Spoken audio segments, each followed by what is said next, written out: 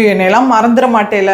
So இதை இங்கிலீஷில் சொல்லணும். இதை எப்படி சொல்லலாம்? டோன்ட் ஃபர்கெட், இல்லை ரிமெம்பர், என்ன மாதிரி யூஸ் பண்ணலாம்?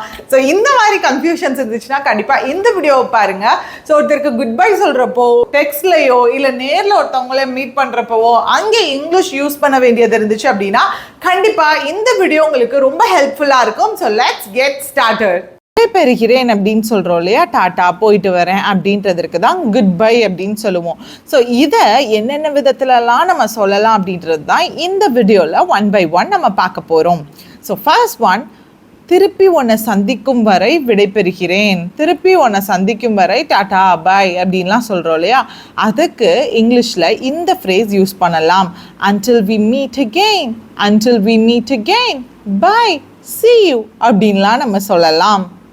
அடுத்த முறை நம்ம எப்படா சந்திப்போம் அப்படின்னு சொல்லிட்டு எதிர்பார்த்துட்டு இருக்கேன் அப்படின்னு சொல்கிறோம் இல்லையா, அதை இங்கிலீஷில் I look forward to our next meeting, I look forward to our next meeting அப்படின்னு சொல்லலாம். உங்களுக்கு ஒரு ஃப்ரெண்ட் இருக்காங்க, அவங்க கிட்ட சொல்கிறீங்க நாங்கள் இங்கேருந்து சீக்கிரம் போகிறோம், வேறு இடத்துக்கு புறப்படுறோம் அப்படின்னு சொல்கிறதுக்கு we are taking off soon, we are taking off soon அப்படின்னு சொல்லலாம்.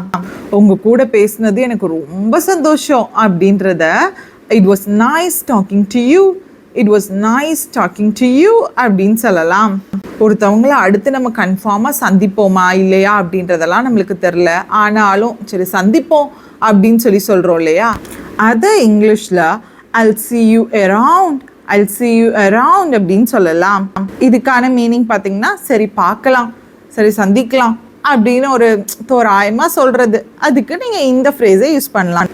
நீங்களும் உங்களுடைய ஃப்ரெண்டும் சரி அடுத்து வேறு இடத்துக்கு போக வேண்டியதாக இருக்குது, அதனால் ஒரு பாய் சொல்கிறீங்க. தெரியாதவங்க மாதிரி இருந்துராத, எனக்கு அப்பப்பெல்லாம் ஃபோன் பண்ணு அப்படின்லாம் சொல்கிறோம் இல்லையா, அந்த தெரியாதவங்க மாதிரி இருந்துராத அப்படின்னு சொல்கிறதுக்கு don't be a Stranger, don't be a Stranger அப்படின்னு நம்ம சொல்லலாம். இப்போ நான் இங்கேருந்து கிளம்பணும், இல்லை இப்போ நான் இங்கேருந்து கிளம்ப போகிறேன் அப்படின்னு சொல்கிறோம் இல்லையா, அதுக்கு இங்கிலீஷில் I'm going to head out now, I'm going to head out now அப்படின்னு சொல்லலாம்.